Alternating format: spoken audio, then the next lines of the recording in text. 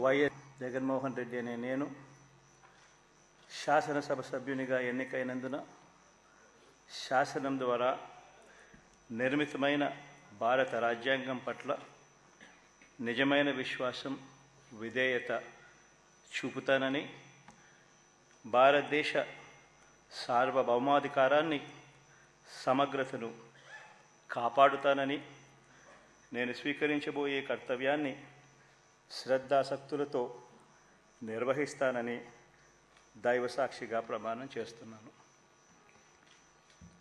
ఆంధ్రప్రదేశ్ శాసనసభ సభ్యుడైన